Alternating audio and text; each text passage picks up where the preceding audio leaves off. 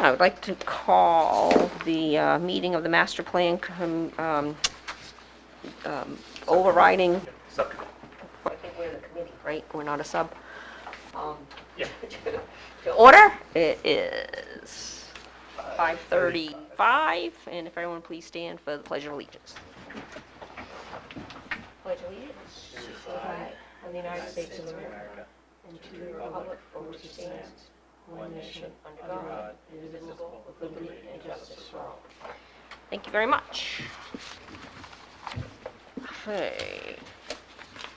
The agenda with me. Yeah. That would be great. I did pop up on the screen. Okay. Just so grab it right. If you're looking for the adjust. See that? I can.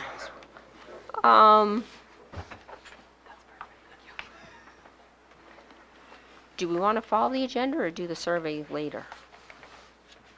First one's survey. All right, so let's jump into the survey questions. So the subcommittees have put together some draft questions that they want to go out with the survey, and other subcommittees have not, or there's not a committee to report and provide their input, like economic development. So Bart, I'll turn it over to you, and maybe if we could just review the sections that really need to be addressed by this committee. Yeah. So right now, the ones that didn't really have committee support or committee input was future land use, and that's a caveat there. The planning board did speak about that last night, so we did a similar exercise as we're doing right now. But I think what this committee want to focus in on is future land use. We can touch upon community facilities and utilities if you wish, but I think what we want to focus on right now is riverfront. I know Riverfront Advisory Committee had some input, so I'd like to touch on check in with them. Yeah, let's just, for sake of time, let's just start with future land use, and then as we go down, we can pass through some. Okay. So planning board, we were concerned about these questions in that there'd be too much information that people would really need a background to be able to answer the responses, with having that, what is the Route 108 corridor? Where is the CCR community corridor? And so we really had decided to just take that question out. Oh, okay. And where we were thinking was that under future land use, what we would think that we're looking for from a planning board perspective is, what do the citizens or the respondents to the survey, what are they really envisioning as to future land uses in Newmarket? Where do they want to see development, and what type of development are they looking to see? So have the questions more geared towards, almost lined up to when we did the visioning seminar and those various activities that we did up at the school. And to so Bart was going to rewrite some of those questions, and I think, is this the section that Abby had some good suggestions on? Correct, yeah. I don't have it in front of me, but I think for the gist of it would be, what type of uses in Newmarket would you like to see that currently don't exist? Or not see. Yeah, not see. Right. Yeah, see or not see. Yeah, and the same with housing. It's like you can ask these questions, but everyone's going to say, well, it depends. Where? Yeah. Right? Or what is it? And does it really outline, one that's missing there are apartments? So I think it's more of a general type of question that we were hoping that we could get better responses to, or go to some kind of prioritization. Give people choices and have them either, prioritize them, or go with the range of agree to, to strongly agree or strongly disagree, to really have some kind of, data that really can be analyzed as to what the future land use chapter should kind of come out of. So that's really what I was. Did I miss anything on that, Jane or Patrick, from last night? Yeah, that's right. I had the same. There is thoughts. a map that I said I had a comment in there about in the future land use chapter. Currently, there is that map of all of the districts. And so I'm not sure, but I thought it was possible to have a snapshot of that map, but if that's not I think the the problem direction is you that wanna you go, then can, that's fine. the map being like the zoning map, Yeah. and then well, so what's R1? What does that mean? Now you've got to go, and you as the person responding are going to have you need a link to dive into, these are the permitted uses in that Right. district. Okay. Here are the dimensional controls. So we thought that we would not get good responses, Mm-hmm. and/or people would just say, yeah, I'm not, this is just way too much. Yeah. I'm willing to take a 10-minute survey, but not a 2-hour survey. Right. Yeah. So I think we were appreciate trying that. to the real question was, what kind of information are we looking for? What is the question we're trying to answer? And how do we best get that data input to be able to answer that question? And the overriding question is, over the next 10 to 15 years, what do the people currently in town, or any of the stakeholders are looking to see Newmarket develop? And when I use the term develop, that's not necessarily saying, housing or, so I think we want our, I guess the net of that was, we thought, go back to the drawing board on the questions Okay. Sure. and make it as simple as possible and make sure that the information coming back is usable. But I do like the question, what type of land use you like to see or not see. Yeah, Yeah. right.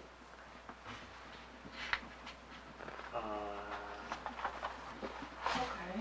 So that's what planning board was at. Any So- other Were any of other the feedback questions, on? the other C and D, was I that think in? C we're scrapping because scrapping. it would be really difficult to identify where that person lives, and if they, and what is historic. We had a debate last night. What's a historical pattern? There's a lot of different eras of housing here. So Well, and there's also a lot of different neighborhoods. that too. So what does that and mean? not knowing Yeah. where the surveyor is coming from. Right. So, we decided maybe C we would remove as well. And then I think, don't remember where we landed on D. We landed on D in that, here's a question that planning board members or planners can delve into and answer.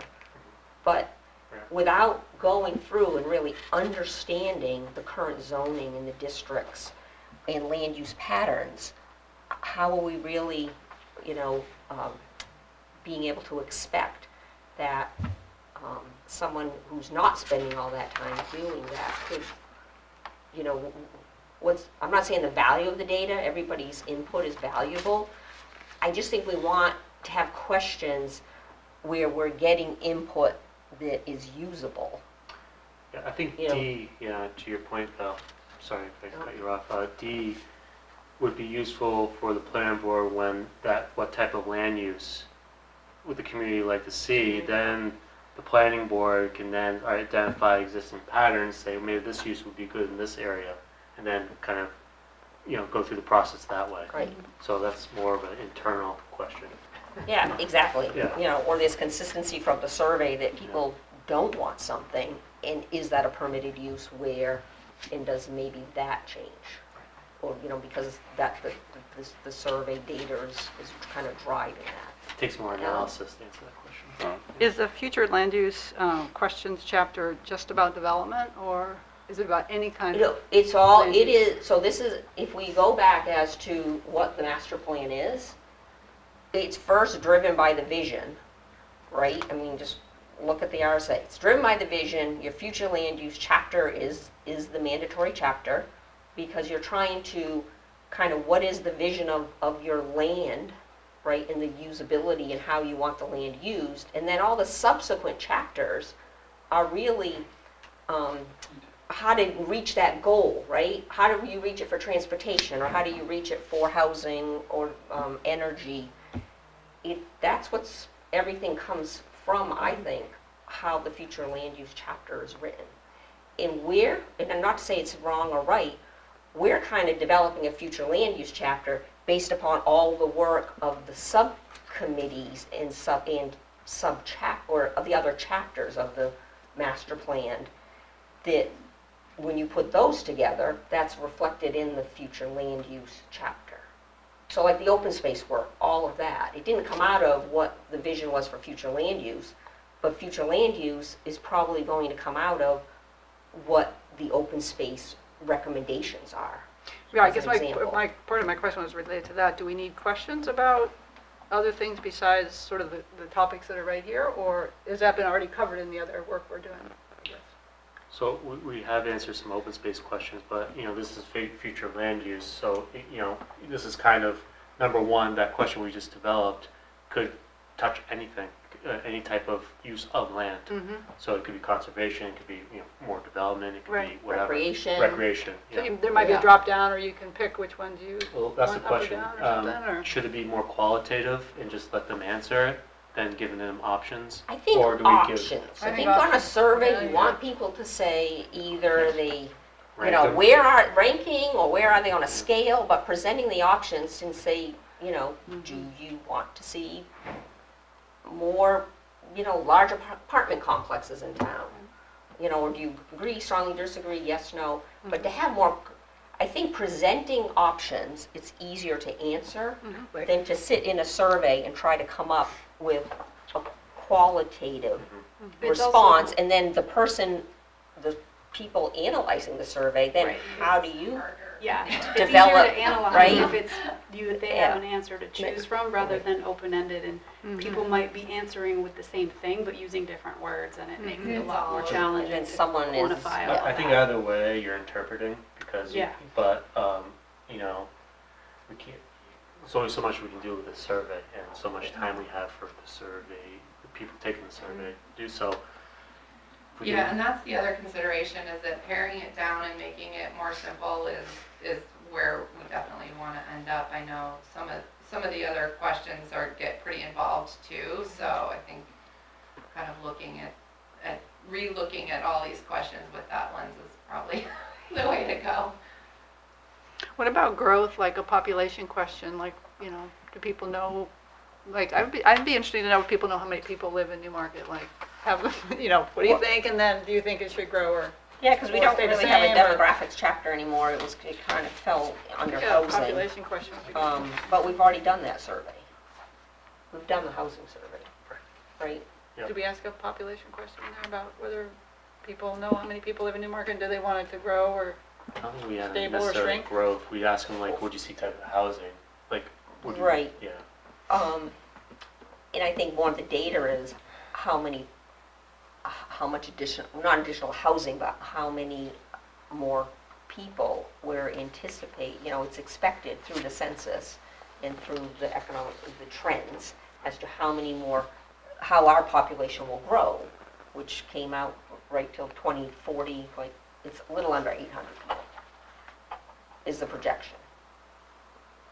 So from the housing chapter, it's like, okay, well, how do you accommodate the 800 people? And, the question is, well, who are the people? Are they all seniors? Are they families? What's the mix? What does that projection look like? How much is already approved in town to meet that particular, growth in the need that hasn't been built yet? What's what will be the reuse of a lot of properties? We have a lot of properties in town, especially single families, that, people stay in town a long time. So there's a lot of single families that will transition over to, because maybe someone's lived in them 40, 50 years. And then they will transition probably over the next 10 to 15 years back to family houses, especially in some of the older neighborhoods in town. So, it's how do you project and analyze that data to understand really from demographics what's needed for housing, but also what's needed for recreation, or what's needed for, trail land, because maybe there's a lot of retirees coming in here and, or young families, and they want different needs. I hope that answered your question, but, that did, we did have that data under the housing survey. Ellen, is your question more of, would you like to see population grow? Or Yeah, I think, or maintained?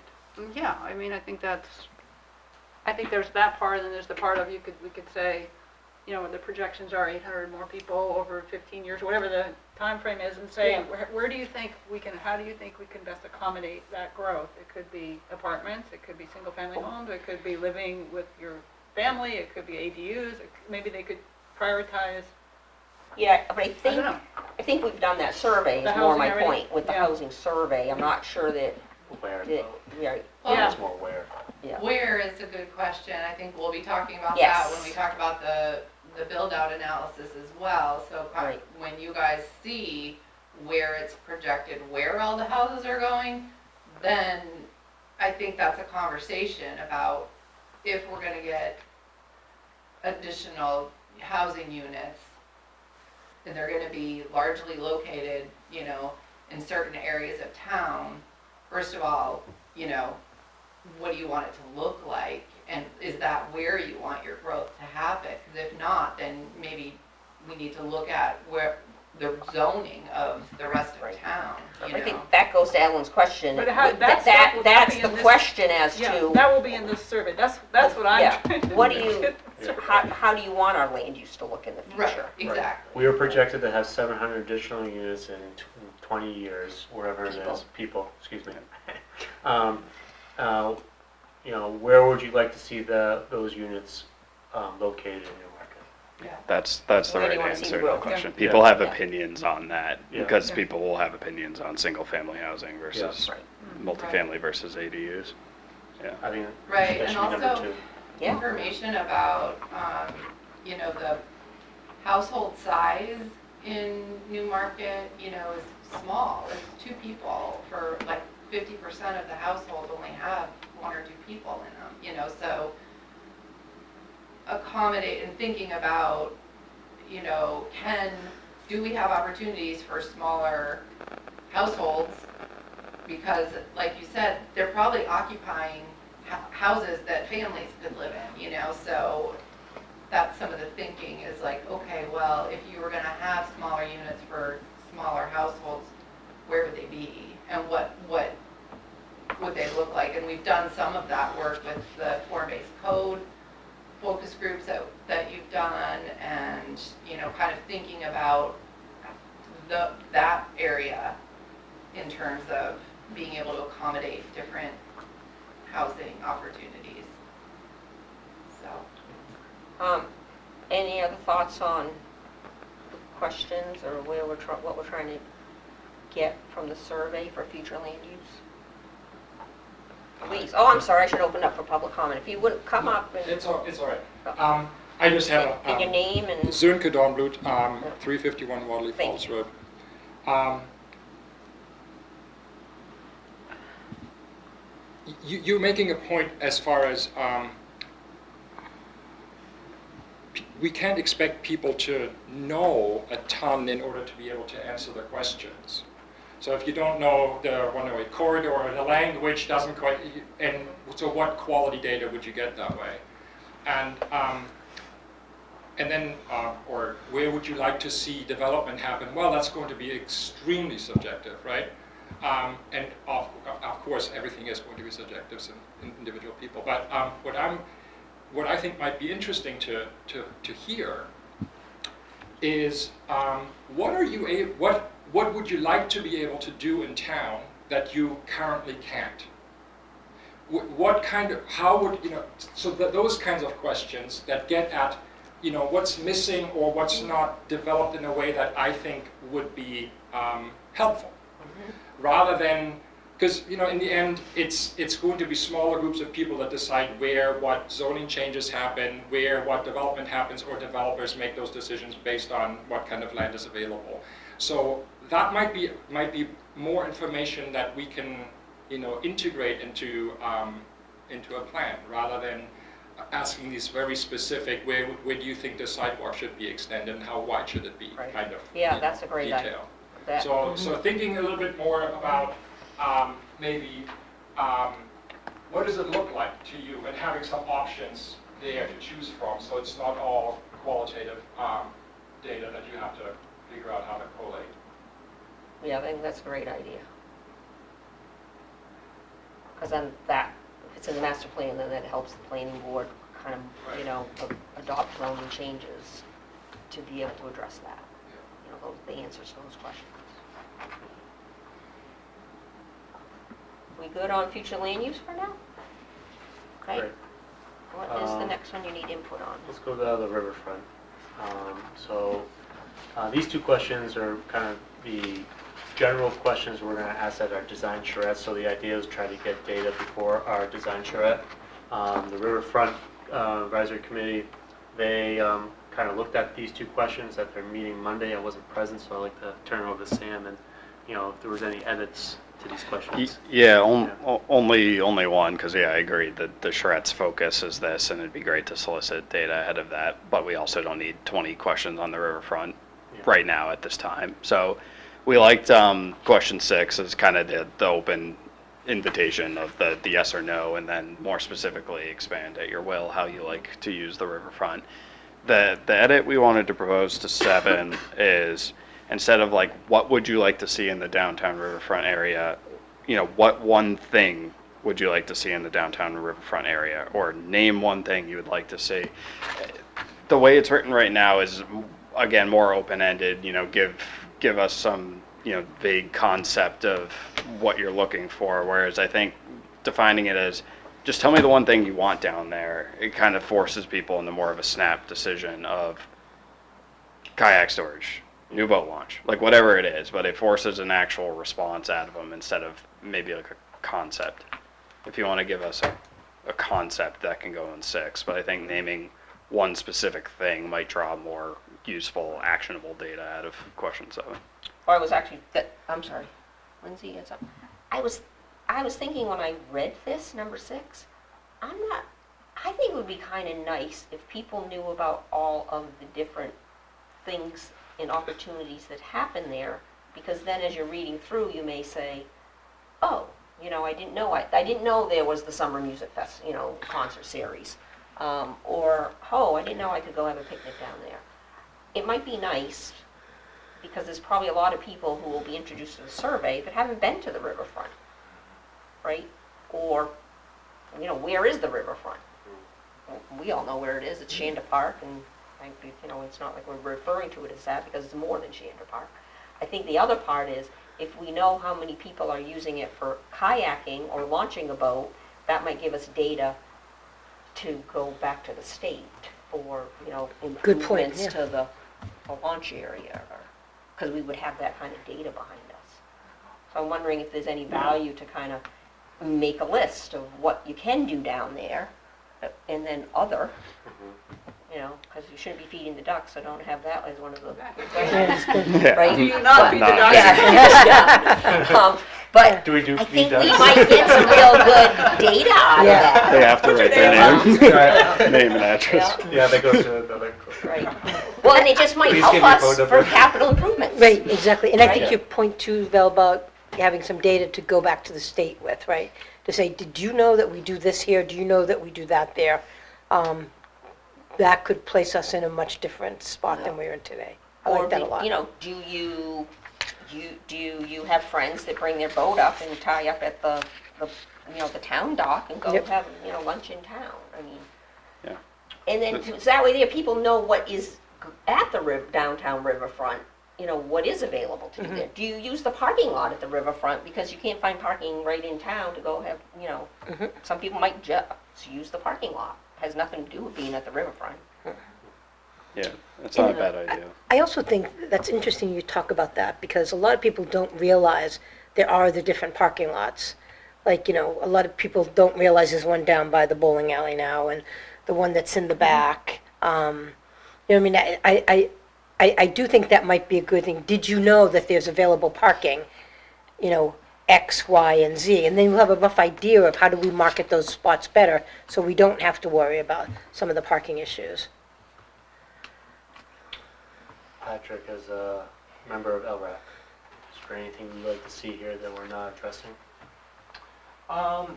No, I think those are a good direction to go in terms of maybe listing some of the things like that. that people could do down there, so that because maybe they don't think about where the riverfront park is, but they do know I went kayaking there once, or I did go to a concert, or I take my dog there. Whoops, Yeah. not supposed to do that either. You take the dog there and feed the ducks, right? And then maybe I would like to see, again, when you say what would you like to see, I would like to see something that lists the possibility of a living shoreline, you know, maybe a better kayak launch. I know we get a lot of feedback from people to LRAC about the kayak launch is not great for a lot of people. Right. So those could be some opportunities to get some feedback on that. You know, there's some question about the future of the boat launch too, because of the effects of the water rise and just generally its deterioration, and the state doesn't want to keep it up really. There's some question about, I know the That was future. kind of driving that, you know. Yeah, Hey, there's some you question know, you got about 1,000 people that want to, you know, launch kayaks Right. down there. Yeah, is there a better way to, you know, the number of boats maybe that are being launched there, you know, what's the best use for Newmarket maybe? You know, Fish and Game has other property down the road where they could build a boat launch too. If they want to really have a better boat launch, that might be a better right. location. Then that turns that area back to the town, which could then be a living shoreline or a better kayak launch Yeah, or just great more idea. green space for people to enjoy. And more parking, because you're not doubling up on, Yeah. with the trailers. So there's a lot of things on their plate. I know that Sam's group is working on, but I don't know if we want to expose them to some of those issues with this survey. Yeah, I think it was really helpful going into the, because that's kind of the data you're looking for, I know, is, you know, moving Yeah. towards the charrette. Just, you know, talked to Dale today and it's kind of a better understanding of, you know, the questions and whatnot, so I think it's a good opportunity potentially. Yeah, throw it as a drop down. Or Yeah. even another question, you know, do you have, basically see if anyone has opinions on some of the concepts to begin with. Mm-hmm. Sure. So it makes sense to take that back to the committee, your subcommittee? In the interest of time and probably keeping it, you know, maybe we can draft something and then just circulate it, like kind of do it that way. Yeah, so we'll draft something, so SRPC and stuff, we'll draft it, we'll send it to the committee, and you guys can just email me individually. Yeah. And so we just, because I think you guys are going to meet in August, so. Yeah, Yeah. I think we deferred till then, so Yeah. yeah, we'll keep it going. Okay. Yeah, oh, that's great. Is there space, and would it be useful to actually have a sentence about the charrette to let people know that Yeah. the reason there's only two, not to Do say you that, know but there there's is a- only two questions is that we're Do actually you having know a- there's a charrette Yeah. scheduled for? Yeah, right. Because there's only two questions and people are like, man, this is a big deal. Or But can we you, only got two can you questions. plan to attend? Yeah. Oh, that's a good, Right? Yeah, that's a do you good plan idea. to But, attend the, I think a little blurb, You know, Might be about- good. Would you, Yeah. would you attend? Yeah. Okay. Something about That's it. something. Yeah, good idea. It's gonna be exciting. Yeah. free advertising? Yeah, right. And then they say, yes, let me write that in my calendar. Yeah. Any other input on Riverfront? Okay, What's the next forward. one you need, So Park? energy's good, parks and tourism is good, recreation is good, I think it's gonna be, transportation, I'll start there.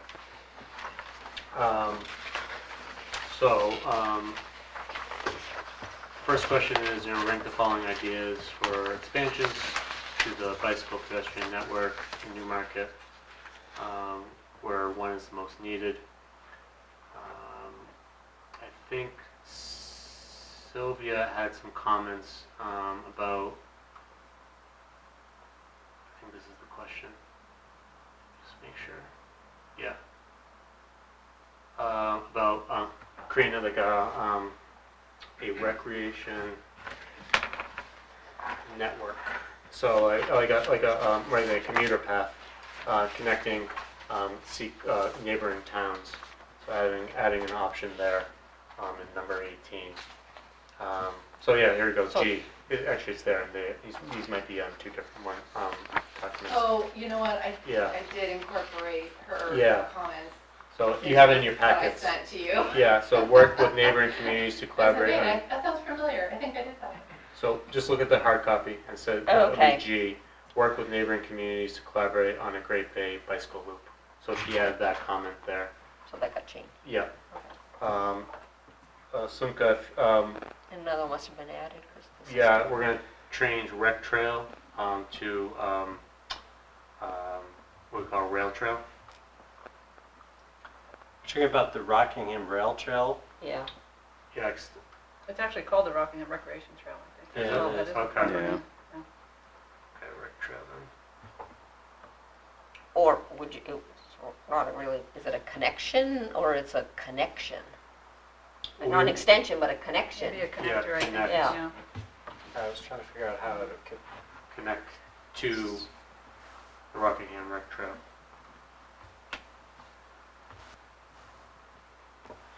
I don't know if we need it here, but we did talk about connecting people from, say, down in town to like open spaces like Heron Point and Biscassic, River Loisel. Is that the sidewalk thing, do you think, or does it need to be called out specifically? Or maybe you want it to service to neighborhoods not connected, so do you want to add in there, recreational areas? I think it'd be can we do sidewalk network or trail network, sidewalk trail network? Yeah, guess I'm not sure about the last three words. So expand the existing sidewalk network, close gaps of service to neighborhoods not connected to sidewalk? Is that Yeah, what's not connected? connected, not connected to. Two sidewalks. But it's Yeah. beyond neighborhoods, because you really want to also think Yeah. about connecting to recreational Yeah, areas. it's really areas in general. I mean, and that could be the ball fields, or, Yeah, I'm not sure you need not connected sidewalks. I think that's clear from the whole thing about it, to say close gaps of service to neighborhoods and open space or something like that, and parks and open space, or something like that. Okay, yeah, expand existing. I don't think you Yeah, need the I last like three, that. because I think the last three words kind of then confuse Okay. me when I read it. How about this, expand the existing sidewalk and trail network to close gaps to neighborhoods and open spaces? Sure. Because that kind of Mhm. gets both right there. I'd put parks in there. Yeah, I think Because I Parks- think parks that and is open space, recreational. I think so, yeah. Yeah. I have that under the theme. You'll see, I have it under the themes too. Yeah. Anything else on this question, or anything under transportation? Yes, so we do have more on transportation. I think we're good with that one. Number 19, I think, so Sumka and I talked prior to this meeting, and we think what would be more useful question to ask is, it's more of a hypothetical, so it'd be, if you were to, if public transportation was rarely accessible, one, would you use it? Yes, no. And two, if you were to use it, where would you go? And then would you list some, or you want that open-ended, people will just tell you where they'll Open-ended. go? Yeah. Okay. Would that also relate to what type of public transportation you'd be wanting to No. take? Just keep it open-ended? Because, Oh, Yeah, I'm Sumka, if sorry. you go to the microphone, sorry. sorry, I think asking about modes and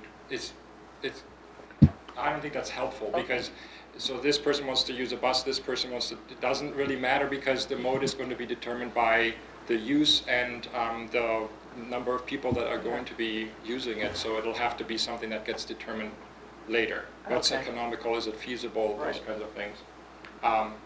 And I think we get more So, quality answers that way. What would you use it for? Could be, Yeah. oh, I would go to work, and somebody else might say, commuting, Yeah. and that's okay. We can figure that out. But that way, I think people can answer from their level of comfort, rather than having to know what the actual options mean and projecting Yeah. something onto it that is not clear. So, that's- quick question, so you're talking about public transportation, like the idea, locations, I like the idea, but you don't say anything to people, what would you be willing to pay for it? Well, that's what I was saying, we said if it was, this is kind of, we want to understand Yeah. those first two elements. Because the cost is going to be, that's something. That's gonna depend on where they're going and by Right. what method, right? And it's also going Right. to determine the level of service too, Mm-hmm, ultimately. yep, I But agree. we just want to understand, okay, people where they're would going, use where they're it. using, and then we can potentially use partners. We have this Yeah. data to work with partners, let's say different towns, coasts, or whatnot, say, hey, we have this data here. We kind of figure out the financing aspect of it, and we make it affordable. There's a potential that it actually is going to be used for these purposes. Okay, anything else to add? If they were want to take a bus. Right. Well, I know, but at Yeah. least then you know, are people interested in public transportation and where would they go to? Right. The Exactly. two things. Ferry to Portsmouth, train. Water taxi? Train We've always station. said we Water wanted that taxi. across the Yeah. bay because it'd be quick and easy. Yeah. All kinds of good stuff. I'd love it. Yeah. Okay, you're good on that part? Yes, and then rank the following transportation areas you want Across the to town bay is focus the on. Shreveport. Yeah, I think Yeah. that's good for the transportation committee. Yep. Okay, oh, commission, do we have a Yeah, commission so now? Or we're- committee? Committee. Okay. All right, and then, And economic development. okay, we kind of really sliced through that one last Yeah. night. So what activities do you believe will promote economic growth and the enhancement of Newmarket's downtown businesses? How does everyone feel about that? Well, we really kind of went through this one. Yeah. Did you revise it? Or this is what you? This hasn't been revised yet based on last night's conversation. Well, I'm gonna let you report on that because Yeah. my memory is like a Yeah. sieve from 24 hours ago. Yeah, I don't Did you remember bring too. any of I those? didn't know, so So- what we'll do is, the planning board kind of really tackled this last night, so what we'll do is revise the questions. That, mirroring that discussion. I haven't looked at the tape yet.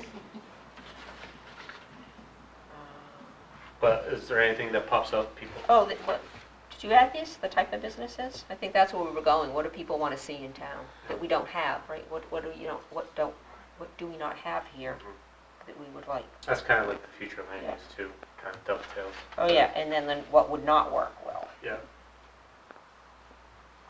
That could be a long list. That's okay. We'll see if there's any consistency in the list, right? Right. All right, that survey, we're good? Yeah. You sure we're good? Yeah. Okay. Yeah. Good. Next. All right, next, community biz, I'm gonna pass this over. Do you want to do theme? Oh, no. Community biz, Okay. You wanna do the community biz let's first? do that, yeah. I think that'll be more discussion. Well, Well, both will be, but, okay, I just want to make sure you're leaving with the theme so that everybody can kind of focus on those. okay, all right, well, then let's do themes You then. wanna do the themes? Let's do That themes, might be. yeah. There we go. So, okay, I'm sorry, go ahead. So SRPC, basically based on Vision Week, and also at the visioning session in March, they ranked these themes, which will be incorporated within each chapter of the master plan, based on input.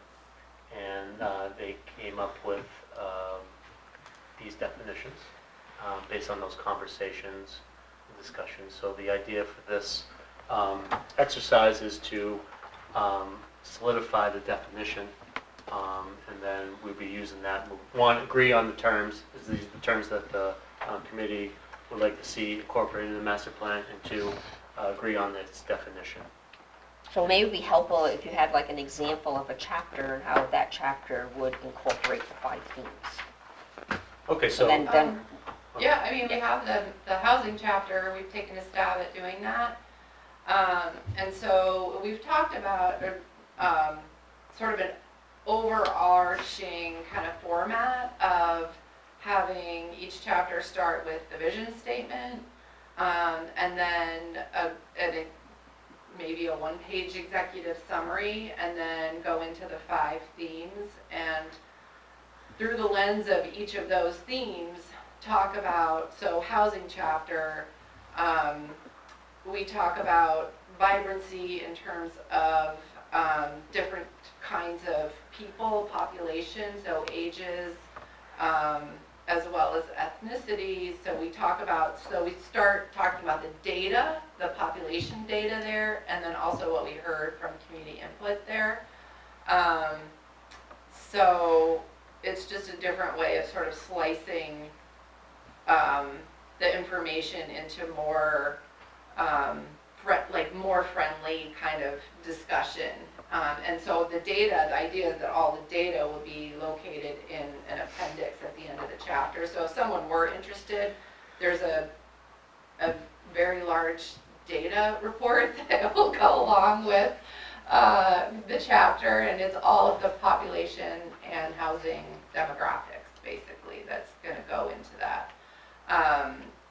And so when you look at, you can click on, we were talking about having this be an interactive sort of online thing. So if you look at vibrancy and you're reading and you come across a statistic, you can link directly to the report so that you'll be able to see it as you're reading. So you can kind of keep, for people who don't really want to see all of that data in their report, they don't have to see it, but if someone wanted to do a deeper dive, they can take a look at that. So in the housing chapter, we went through all of the goals, the current goals that were in the current master plan. The committee went through and updated all of the goals and action items, and we've been able to divvy them up through pretty nicely into each of those categories. So each category will have a summary and then goals and objectives. I don't have the draft with me, but it's worked well for the housing chapter. Some of the other chapters, I think, I'm just thinking about community facilities might have a different take on splitting up, but maybe it might be easy, because connectivity, accessibility, all of those things happen in community facilities too. So I think it's possible to use all the themes in each chapter. And I think they're general enough. I mean, they are pretty general, but at the same time, I think it's important to kind of highlight what it means, because a lot of the things we heard from the community input were things like, we want a vibrant community. Well, what does that mean for housing? So it's neighborhoods, it's creating, the connections to public spaces. So that's the kind of thing we'll talk about in the housing chapter. The other chapters will have their own spin on each of the themes. So I guess that's what we're just looking for feedback of. So everybody Are these the understand right what themes? we're trying to do? Or where we're going, okay. Yeah. Because it will also help, so if we're developing any zoning ordinance with the planning board, right, we need to take in the master plan. Is it going to meet the objectives of the master plan? Mm-hmm. If the town council is looking at different ordinances, or the CIP committee, right, they can kind of go to the master plan as to what the individual type item, maybe it's to float an open space bond, let's say, as an example. How does that kind of fit into what within, say, natural resources, meeting these 5 elements? Can we suggest some minor edits? Oh, yeah, mine Yeah, or major. absolutely. Yeah, we're looking for That's feedback. why we're here. Yeah. Yeah. No, I think it's great. It looks good to me. But under connectivity, so when it says it lists home, jobs, shopping, school, if we could say comma, services and parks and open spaces. The rest looks good to me. What challenges do we have today in the community that we have right today that doesn't do this? Because I think that kind of goes back, Val, to... but that's what I mean, but maybe that should be part of the areas that were deficient. We should try to bubble those up, and maybe you bubble those up by identifying them, and maybe you identify them like when you're talking through the survey. I think they'd be identified in each of the relative chapters as to, Okay. within the transportation chapter, right? Yeah, I could give Or- open space. Resiliency is, exactly what we're trying to do in terms of upgrading culverts and making it, hardening our passages under roads and so forth, so that's resiliency, getting, preparing for future affordability. Most our open spaces are open to anybody, there's no charge, that sort of thing. Accessibility, we're trying to make, our trails more accessible, or at least, suited for all of us to use. Connectivity is all about nature and habitat and all that kind of stuff. Vibrancy is all about, the diversity of wildlife that we have and so forth, so I could see it pretty easily fitting under. The words we might use would be slightly different, but the concepts, I think, are absolutely the same. And you can kind of see how this would lay out for the riverfront, or you could see for Yep. arts and culture, energy. Yep, no, I get where we're going. I just want to make sure that if there's something that we're deficient in today, as you said, like in the chapter, let's identify what those are, so and then have a solution to those deficiencies. Am I saying that correctly? Yeah, and I think each chapter has kind of these goals, right? Right. That you're trying to achieve for that particular element that eventually meshes with the future land use, which really achieves the whole vision of the master Right. plan, right? So you're kind of, but it's starting with the individual. I think the weeds are the individual chapters, right? And you're just kind of working up the scale. Okay. Okay, so you gotta go on that, right? Yeah. Any other edits from Definitions? Lindsay? good. You that was good? Okay. Over to- Rafts.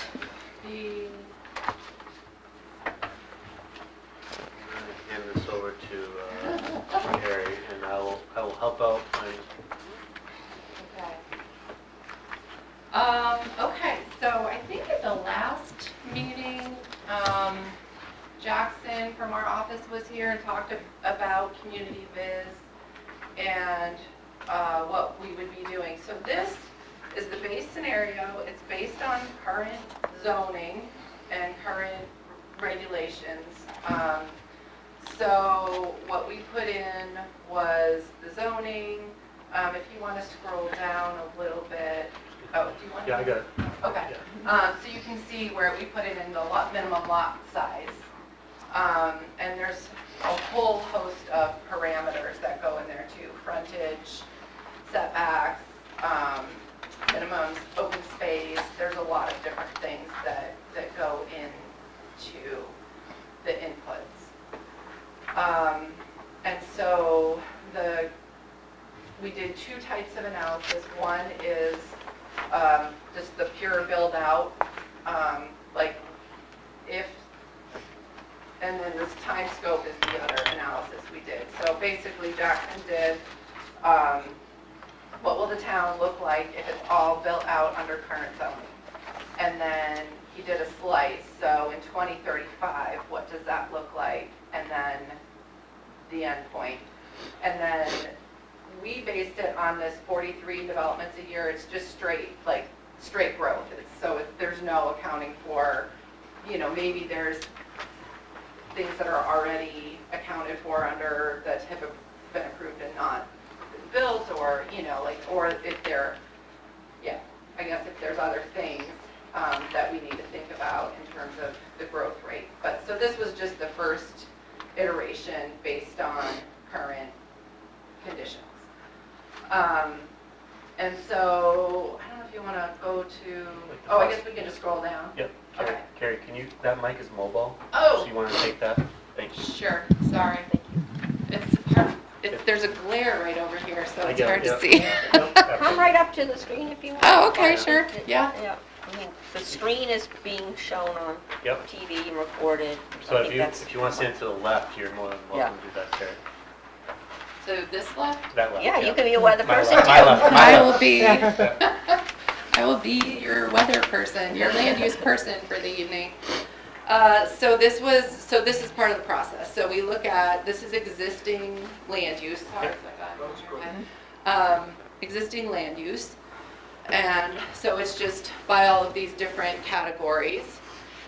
And then we look at zoning. So zoning is sort of the base base for everything of the analysis, but we also look at development constraints, so we take out all of that. I think that's the next slide. Yeah, so any steep slopes, wetlands, water bodies, conservation areas, that all gets removed as well. And then, so the base scenario, and then from that, we also look at non-conforming lots. And one of the things you want to think about, especially for like future land use and just discussions about zoning, is where are a lot of your non-conforming lots? Because that means right now they don't comply with zoning, and it's really hard to think about redeveloping those or, you know, how they can be built on. So some of these I know and I suspect are probably open space Correct, subdivisions. that's We the error. haven't, we haven't refined it yet Yeah. to eliminate those. So I think the areas really to kind of look at are the areas where that's not the case, where it's not open space developments. And, you know, think about, okay, if all of those lots are currently non-conforming, what can we do with those in the future? And so that's something that we should really think about, and we can test as well as part of future scenarios is, you know, what if we reduce the lot sizes to make those conforming? What if we allow different uses on those? So those are some things that we can test as part of this scenario. Before we leave this, I think Yeah. it would be really helpful to include the open space lands as conservation land for these various developments. For instance, the golf course can always stay a golf course, but if they cease operating, that becomes open space for agriculture. So you can't develop it. So I think Is it currently under conservation?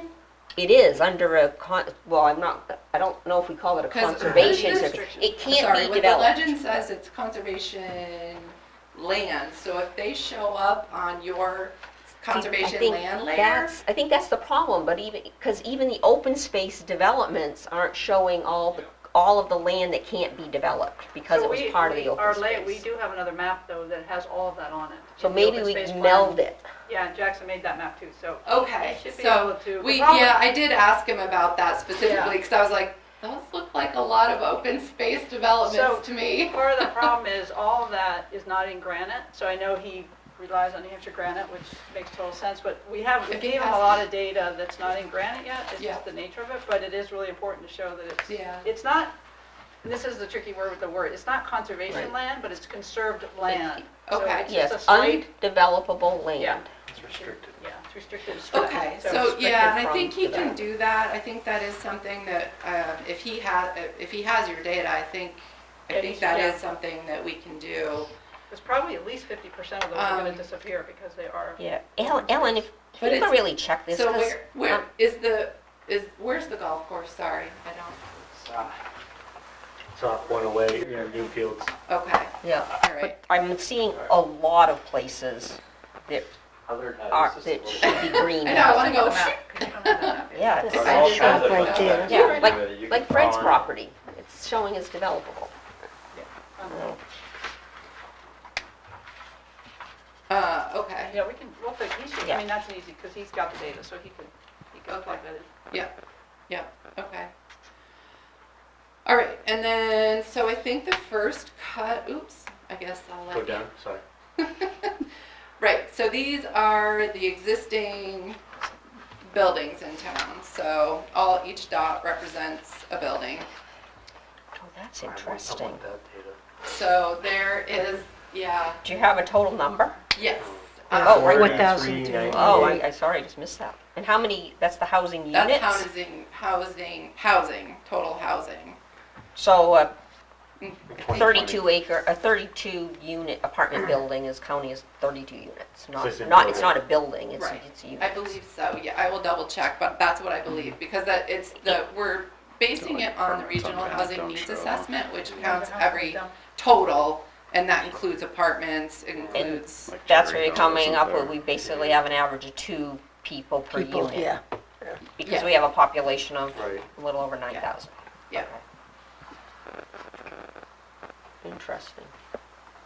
Yeah, it looks like There's some circles that probably shouldn't be The there. number of circles you have or our greatest concentration of apartment buildings indicates that Each you are is a counting unit. each unit. Yeah. Yeah.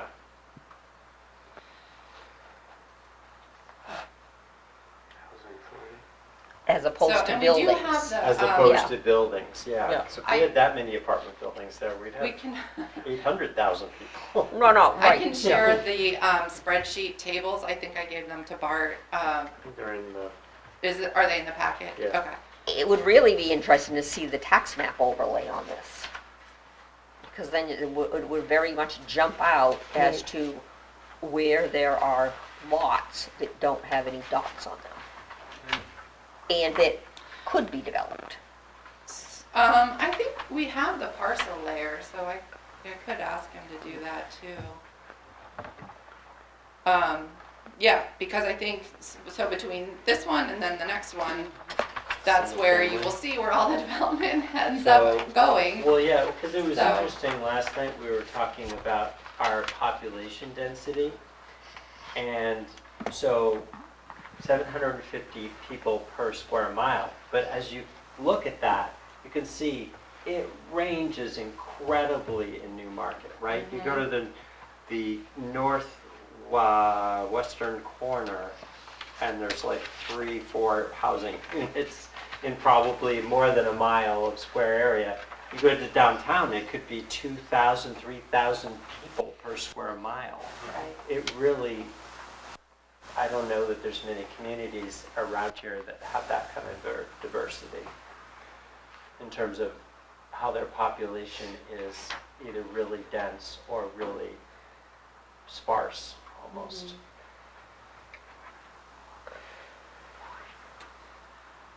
Right. So, Yeah. Does it include, are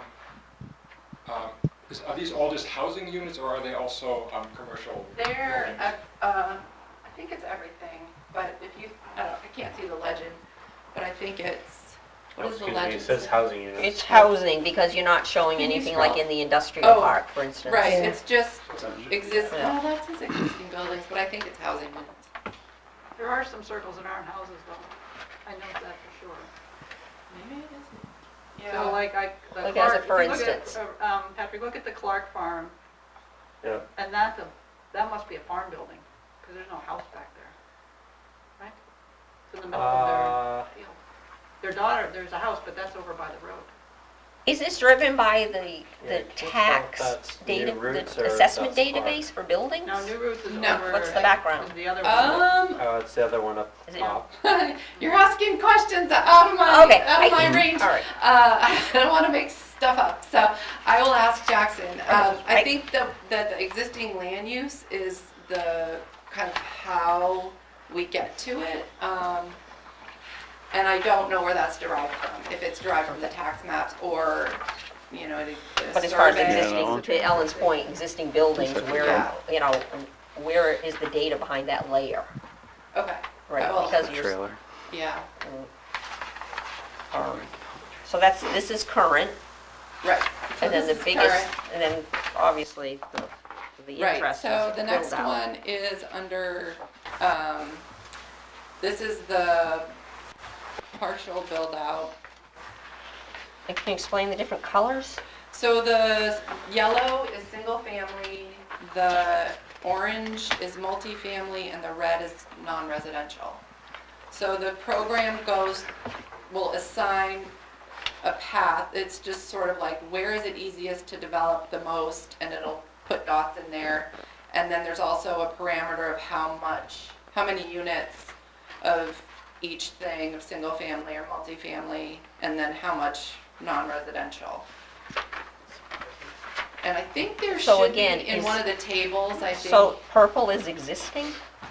purple is existing, Yep. yeah. Yeah, when I first saw these, the existing wasn't on there, and it was, so we do have the maps of them without the existing buildings, but I just thought that you kind of want to see the whole picture of where things are now and where things are projected to be. Yeah, but it's not, again, I'm looking at it, I'm taking into account, I'm looking at this thinking of so many other places that are lots of record that are undeveloped that don't have yellow dots on them. Are they, And they're residential, R2, are they R1. conforming? It doesn't matter, they're grandfathered. I Grandfather don't lots think of that, record. so does it look like those lots are on the non-conforming lot map? The non-conforming lot map. I live in a non-conforming house apparently. Oh, I did too. So, No, they're vacant lots. right, but so non-conforming would mean that they're too small to be built on? Well, or you have some Or that there's are, a use that's Not not permitted, permitted, but but it's just, not it's not really so, use-based? to answer your question is, they are showing as conforming, but they don't have yellow dots. Okay. And that's, I think, a function, I don't know, how the community viz, I know, assigns dots to where it's easier to develop. I don't know if maybe there's some existing constraints that's preventing. I guess I'm just questioning it, because Yeah. if you just, having the knowledge of a lot of this land, where you see the majority of these dots, it's probably some of the most problematic land that we have in town. You know, and when, at $1,000 a foot for putting in a municipal road, that's, I don't see any economic indicators that that's feasible. I think we have to understand the limitations too of this. Yeah. I think it's, this is based on the zoning, so they're just taking the zoning Right. dimensional table and where could it go? And then they're gonna take the constraints that they put in as a control, Okay, and then the non-conforming lots as they input it. So all the inputs is yielding this. So there needs to be an update to some of those inputs, I think, in order to get a more accurate output. yeah. So, It- I wouldn't find this as a tool to drive rezoning or zoning changes. no, but, right, so I think you just wanna see where, take out take out the economics. Right. Just look at the zoning and say, this is where we could probably do it. And I think we just need to update it a little more to reflect, what is restricted, what land is restricted, what's conserved. And, under the current zoning, this is where theoretically it could go. And then, I think we just gotta have, set some expectations of this, what this is gonna show us, and then, Because it's really just an illustration for discussion purposes, Right. of where do you want your growth to happen? yeah, exactly, so this is where it could happen now, and then I think what's gonna be more important is where do you want it to go? Right. Right, And then you do those computations, and you Right. put in those variables. I have a question, so the zoning district B3, which is the, potential the water aquifer, the wells. gravel pits, that Right. 152, so that is that a 2 acre? Doesn't really matter, it's a 2 acre, what's the, it's M3? Oh, No, no, No, you have- that's B3. B3, so it's 2 acres, but if you go to the development build-out, But it's not zoned for residential currently. Correct. but it also doesn't show non-residential in the build-out, right?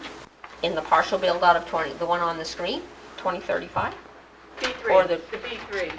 If you Yeah, look the at any of the current. build-outs in B3, that zoning district, it just shows residential, or single-family or multi, or, no, just single-family and existing. Are you on the slide that's showing Evelyn? yeah, so Okay. Yeah. she's looking Okay. over here. All right, so if you go out to B3, basically the gravel pits off 152. Yeah, There we see go. that? So that's a B3 where the white is, the whole big white area. Yep. But there are some existing homes there, but I Right. think your point is there shouldn't be any yellow if they're not allowed under the under Well, under the the B3 zoning. build-out, wouldn't it be a red dot? I guess is my question. Looks like they because got it's one not- Non-residential. Yeah, they got one red dot. Okay, just up there, that's. No, but showing that's for the whole- existing. No, that's non-existing, that's a non. The red dot? No, Oh, Purple. existing resident, Oh. non-residential. You're thinking that a non-residential use could, so it's probably, would be, well, there should be lots of red dots then. Well, that's what I was. Right, Yeah. there my should, there point. There should should be be lots any of red yellow dots in the B3. That's all. Because there's multiple Ownership. ownerships of different lots, yeah. I wonder if community viz has that capability of use? So like, so for instance, like, could we, when you're putting in variables, that B3 zoning districts, because right now it's just more dimensional than actually use, so. Right, well, no, it does, because you can put in like, percentages of use too. Yeah. Like if you Okay, wanna so- put in like 50% residential, then I think- 50% non-residential. So I think when we do, I think we're gonna have to do this again, the bill, at least revise it, and in B3, zero out all residential, Can I make a recommendation also? I think. I think it would be nice to have a dot that shows where approved units already are. You know, we're talking about this T4 district or 5, whatever, but there's no dots in there, yet we know that's probably where the next development's gonna occur because water and sewer's already there. But there's no yellow dots. Or orange dots if we do form-based. Well, I think the info, again, it's right, what you put into it is what you're gonna get out. Can I go back to this non-residential, like over on the New Road, Salt Marsh, and then the whole New Road area? Like, there's a zillion yellow dots for single family, but just one for non-residential. Is that how the non-residential shows up? You only, if it's like one big area, it just gets one red dot because it could be a whole big business? Well, it's zoned for business right now. You can have a, Right, but why are there so many yellow dots but only one red dot? Yeah, there should be no yellow dots because you can't, it's not zoned for residential, right? But I don't know. B2, I think that's B2, so I don't think it is. I think if you open up the layer for the current zoning, it would say a lot as far as where the errors are in what's being produced on the map. Because then you'll see, it's like, oh, The well, zoning they'll district. say, well, that doesn't make any sense because it's not permitted there.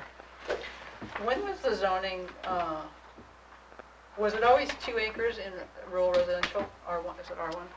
I can't answer that. Because I'm not in an open space subdivision, but I'm apparently non-conforming, and it was built in the 80s, which I think was So the time when. Probably was 1 acre then at that point? I don't know. It's variable, it's 1 to 4. Well, did Matt come before or after Clay? That's when a lot of the zoning changed. Right, so to say it's non-conforming, it's not really non-conforming because the zoning changed. Correct. Right. Well, you're So, well, you're now a non-conforming lot of record. And that was my, legally non-conforming. Oh, yeah. good enough. No, I'm, But the ones that are showing on non-conforming really aren't because they're part of an open space Yeah, no, that I subdivision, which know, yeah. makes it conforming, Yeah. or back in the day, an alternative design subdivision was the zoning, so they're still conforming. Alright, so, I think, so we have to adjust the inputs here, a little bit, and then we'll get back to you on this, but I think, a question we should ask right now is, or consider is, what would you like to see for future? You know, because part of this analysis is, where do we want to see that growth? And so, I think we should have that discussion right now and kind of create some scenarios that this community would like to see. I think we wait on the survey, right, for future land use. Because this isn't anything we need right now. well, I think for me, one Well, thing you ask is, the question, where do no. you want to see it? I mean, all those dots showing up in that New Road region, I mean, I think we need to assess, are there constraints there that don't allow that? Yeah, this is not gonna happen, going to happen. Well, right, but I think that's why we have to, like, why? Like, what are the constraints there that, this is not a good, like, we all say, oh, we don't want Well, development out here, but we want it in I the know, and corridor, then but you- then now here's sort of in the corridor. Yeah, but and you there's show a map constraints like there this too. and everybody says, oh, no, we can't have that, right? But the reality is, you're not going to. Because as you're pointing out these constraints. But you can say up here between Bay Road and Dame Road, which shows no development, and I look at this map and I say, this could be full of yellow dots. And why isn't it? Because of the zoning? Because there's water and sewer, there's No, why already not, why aren't the approvals. yellow So now dots? why is it Why aren't showing the up yellow now? dots So- in the? Well, I think that's because of whatever the data is behind it. That's What's the the question. zone? Why isn't that full of yellow What zone dots? is that? R1. It's R1. 2 But it's acre the zoning. same zoning as where all the yellow dots are, other than what is under the B1. I think they're taking some of the constraints of the wetlands as well. Plus, it's assumed it's already developed, right? That is supposedly already built out, and that's an open space as part of that subdivision. Well, So that's it's not paper, it's kind of on on the other side, the paper record. Yeah. you know. So- What I think would be And that's the helpful old- I'm would be sorry. to see, so we have this map, right, that has the zones. Now, put the possible housing units on this map. Yeah, So then you can see The zones. the zones and where are these potential housing units? How many of them are there? Because I think that ties in to your discussion about there's a build out and there's a number of residents that come, in the next 15 years. And this is where they could have new housing units. But it also still leaves open the discussion of redevelopment of existing housing units in different ways. That was my comment. Open up this layer on the GIS or whatever, so that then you're showing that. Yeah. And it's clear that where all these yellow dots are, can't be built there. Right, Under well, the you current might zoning. just get rid of, they wouldn't be there then anymore, right? That would be the ideal, I think, because But they would be in other areas that they're not showing up right Right. now. right, ideally it would line up. So you would see housing units, like you said, between Bay Road and Dame Road on those parcels, but you wouldn't see them In on the the new railroad track corridor where Any they're of that showing now. B2. Yeah. There's a lot of stuff to show, you have to just figure out, because you have to show all the Well, the constraints industrial too, park. because the zoning districts don't have the constraints, like the wetlands and the riparian, there's. where they. Right. Yeah, A lot of you constraints. If you open this take up, that it's into fully account yellow as dots. Right, but part like, of the- show it, yeah, And but that doesn't make it's sense. hard to Right. show it all. So I think Might what not they're, show 30 housing units between Yeah. yeah, Dame Road and Bay Road, it might only show they- 12 they or not- something like that. other than what's there. That's Okay. helpful. Yeah, okay, so anyway, back Back to to, drawing board. Yep. That's Back fine. to the No, that's data good on that. feedback because, Interesting, huh? Yeah, I mean, and Just I, like that.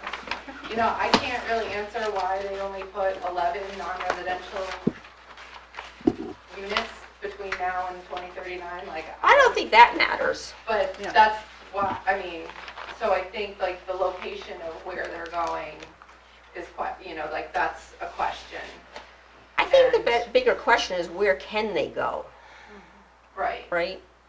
Like, where can units go, I think is the big question. Because I think from the survey, it's gonna, will reflect where are people hoping it goes, or hope it doesn't go.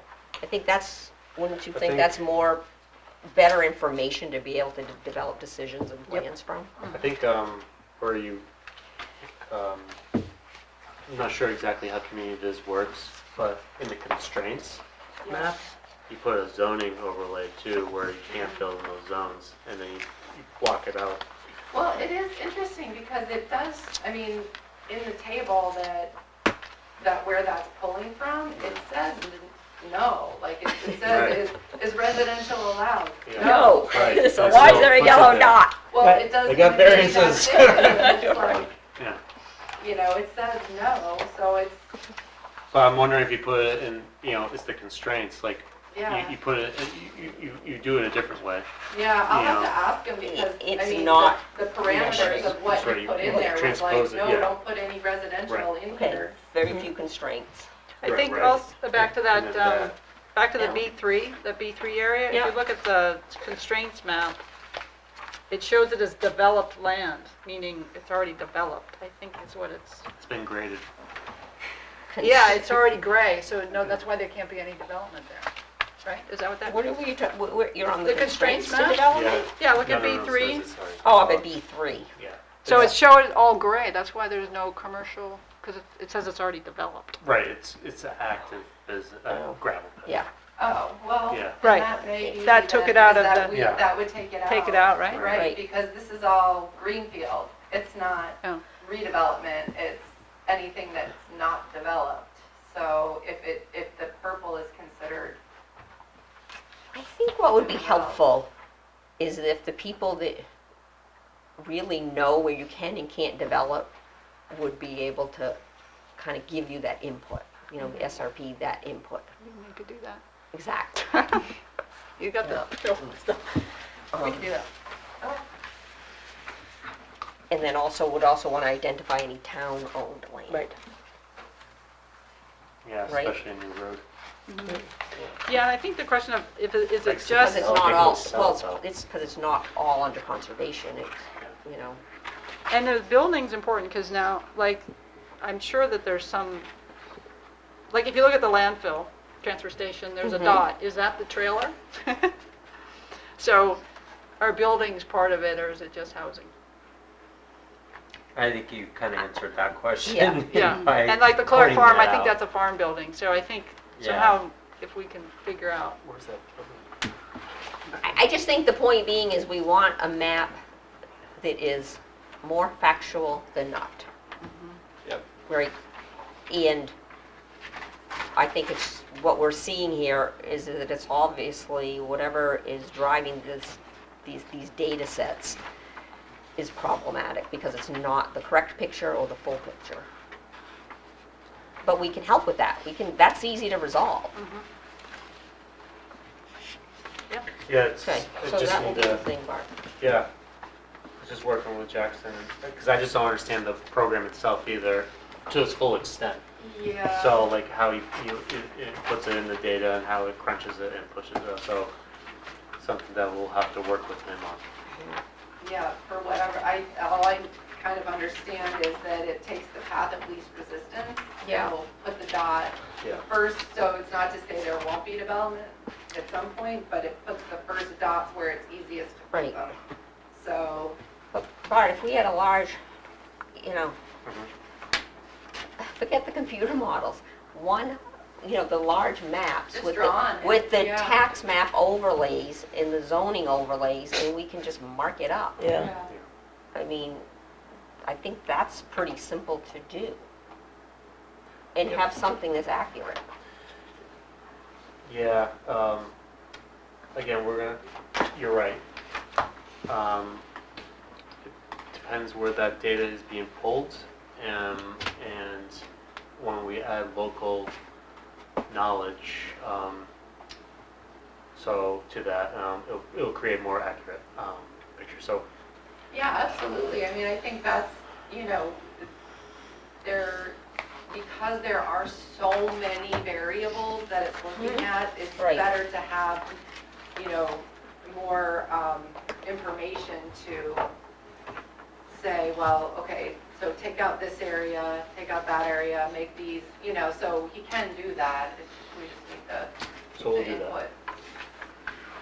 Okay. We all good on this? For now? Any other, So anyone just have questions on anything else, or? no, just a quick update. The open space section, chapter, or section of the chapter. It's being reviewed by, it's almost at close to final draft form, and it's being reviewed by Conservation Commission Okay. at their tomorrow's meeting. Oh, good. Okay. Yeah, and so,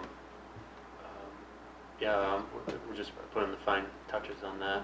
I think the last thing we have to really work on is implementation, and a couple of map updates and some other small edits.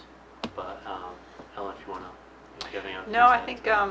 no, that sounds good. I think from our last Conservation Commission meeting, Jackson made a set of co-occurrence maps, which were really helpful because it really just tied everything together at the end, and it showed, all the different layers, where the really dark is the really significant areas. And prior to seeing those, we had identified sort of focus areas based on just looking at all the different layers somewhat separately. So that was really helpful. So we've identified focus areas, and we hadn't seen the co-occurrence map, so we're going to look at that again and see if there's some areas that should be adjusted, or if we add. I know the 152 area actually pops up for water as being Yeah. pretty significant, so I think that's important for, in terms of the discussion we had tonight too. So we'll wrap that up, and yeah, I don't think there's too many edits in terms of the text is pretty well said. It's just, yeah, tweaking some of the components, and yeah, we're good to go. And then maybe you can explain how that will then transfer into the chapter. Right, itself. so the chapter is land and water conservation, so the open space will be a appendix basically, and it'll be referenced during the chapter. So again, kind of what Carrie's saying, there'll be a link there if you want to click on it as you're reading it. It brings you right over there to the appendix, so you can jump into that data if you want to read it. So it's really meant to be more of a plan, like a data driven analysis of the town's open space, and then again like the front end of it will be like the executive summary, the main goals, and the themes in the front end. So on that front, who will draft the actual chapter? So SRPC and myself, and then the teams will Okay. work congruently. Okay, Yeah. so you'll start that process and then bring it to the conservation? Right, so yeah, so Yeah. next will be land and water conservation, and the open space will be integrated Mhm. into those. So once we get to those sections of the chapter, you'll be notified. Any other subcommittee reports?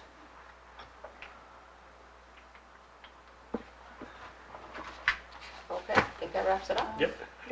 Oh, sorry, Oh, I just want please. to mention, that we are gearing up to start planning for the community workshop in September. So we will be reaching out to the different committees to just get input on, much like the survey, it's what do we want to get out of the community workshop? And so just to kind of put that out there, so we're planning on that, and as we've been actually doing the survey, there have been some questions that we're kind of like, well, let's just talk about that at the community workshop instead of on the survey, because it's probably an easier in-person thing to do. So. Very good. Okay, I'll take a motion. Take motion, we adjourn. Is there a second? Sure, second. Okay. Motion by Jane, second by Ellen. All those in favor? Aye. All right, thank you for everyone's time. Thank you. Thank you. Thank you.